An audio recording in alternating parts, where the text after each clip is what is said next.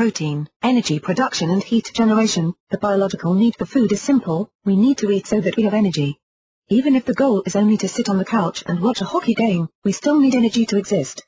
The human body is an amazing machine, but it needs fuel even when it is doing nothing at all, even when it is sleeping. Every function of the human body requires energy, from the beating of our hearts to the expanding of our lungs. Our body also uses energy to grow our skin, hair and nails. If we do not have the right kind of energy in our system, then these functions will cease, not only affecting the way that we look, but also how we feel. If the deficiency continues for long enough, our health will suffer as well. To understand how important protein can be to your body, you have to first understand the role that it plays, starting from the very minute that you begin to eat it. Protein and the body. Protein is one of the 3 macronutrients that the body needs, along with fat and carbohydrates. Protein is used to make hormones and enzymes that are used for a number of different functions. For instance, the enzymes are used to digest food, to make new cells, to create neurotransmitters, to create the RNA and DNA and to regulate sleep and ovulation. It also plays a role in creating the contractive tissue of the muscles, creating connective tissue, creating cell membranes, helping to create red blood cells, maintaining fluid balance, regulating the pH balance of the blood, contributing to the bone matrix, contributing to the immune system. Antibodies are proteins, working to build hair, skin and nails.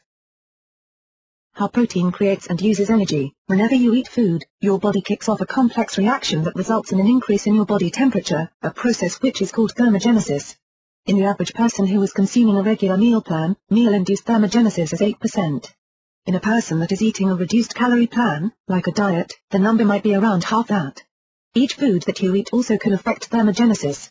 Fat raises heat by 3%, carbs raise it by 10% and protein raises heat by 30%. The increase in heat corresponds to the effort that the body must put into breaking these nutrients down. Fat is very easy to break down and is the first to be digested and burned. Carbohydrates take a little longer and may be affected by the type that they are.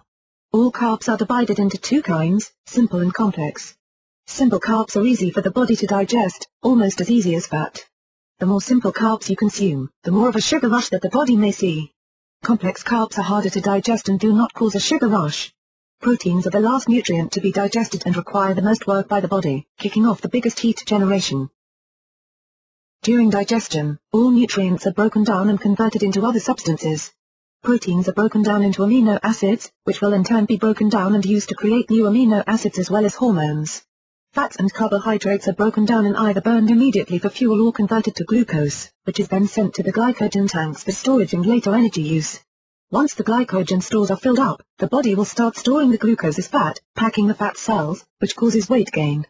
It is a myth that protein is never turned into fat since it is treated the same way, and if there is more protein than what is needed by the body, it will be stored in the fat cells as well. Once nutrients are put into the fat cells it is all the same, fat is fat. Eating the right amounts of foods for health and performance. Every person needs food to survive. How much they need depends on a number of factors including age, gender, health and activity level. Your age. There is never any greater need for protein in the human life than the first 6 months. A baby needs 2.2 grams of protein per kilogram of his body weight during that time period. A superbuff bodybuilder, on the other hand, may need as much as 1.6 grams per kg of body weight.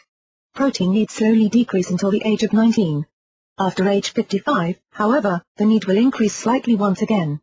Your gender. Because they are typically bigger, men need more protein than women, however, the gram per kilogram need might be the same.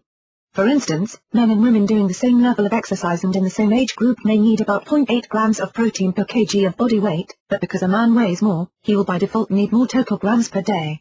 The only exception would be during pregnancy, when a woman needs a minimum of 60 grams of protein per day. Medio consult nutrition services.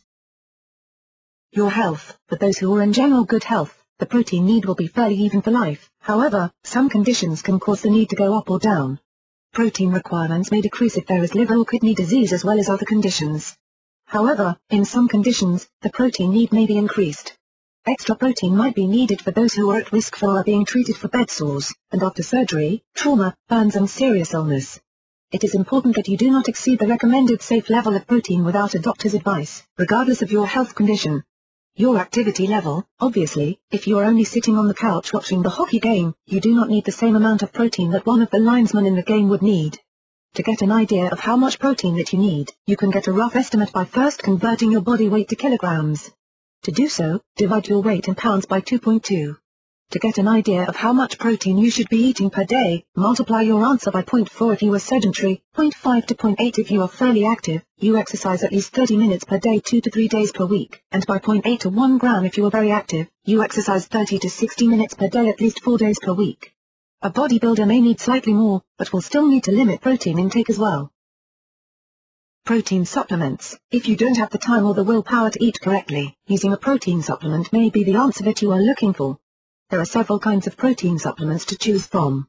The easiest are the tiny, liquid protein shot, which are more portable than some of the other options.